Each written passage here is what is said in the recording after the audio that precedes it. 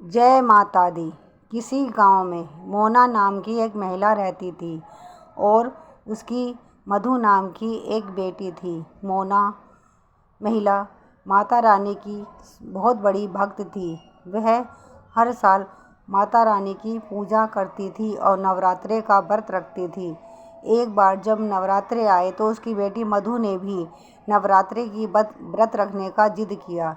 इस पर मोना ने कहा, तुम अभी बहुत छोटी हो। लेकिन मधु जिद पर अड़ गई तो माँ ने कहा, ठीक है, तुम भी व्रत रख लो। वह दोनों माँ बेटी व्रत रखने लगी।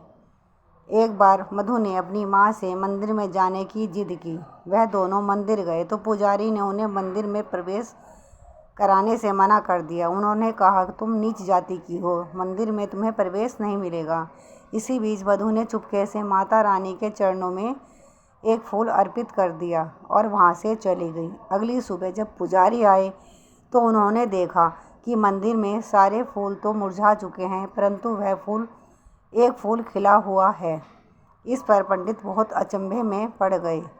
कुछ दिनों बाद वह माँ बेटी फिर दोबारा मंदिर में आए तो पुजारी ने सभी लोगों से कहा, देखो, ये नीच जाति के लोग हैं, फिर भी मंदिर में आ जाते हैं और मुझे परेशान करते हैं।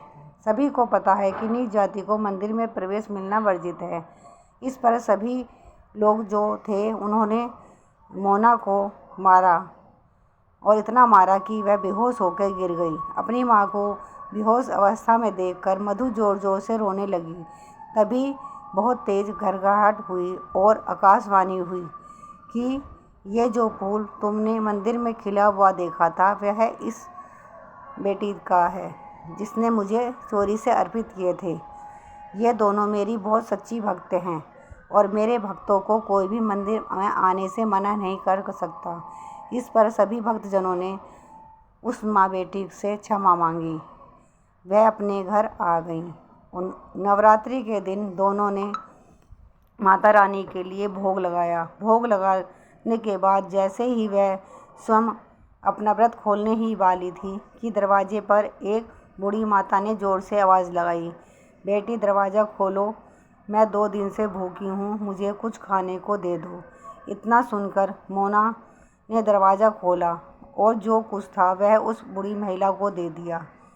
वह बूढ़ी महिला बैठकर भोजन किया और जाते समय उसने एक पोटली मोना को थमाते हुए कहा कि तुम ये पोटली दशहरे वाले दिन खोलना। मोना ने वैसा ही किया। उसने नौमी पूजी और दशहरे वाले दिन उस पोटली को जैसे ही खोला उसने देखा कि उसमें हीरे मोती थे। वह समझ गई वह बूढ़ी महिला और कोई नहीं, मेरी दुर्गा माँ थी, जिन्होंने मेरी गरीबी को दूर करके मुझे सुख संपत्ति प्रदान की है।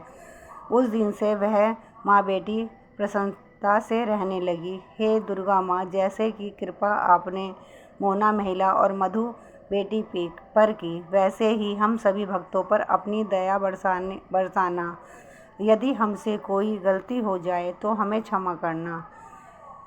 जो भी सच्चे हृदय से माता रानी की पूजा करता है और किसी का बुरा नहीं सोचता, माता रानी उसका अवश्य ही भला करती है। बोल साचे दरबार की जय, बोल माता रानी के प्यार की जय, बोल शेरा वाली माता तेरी सदा ही जय।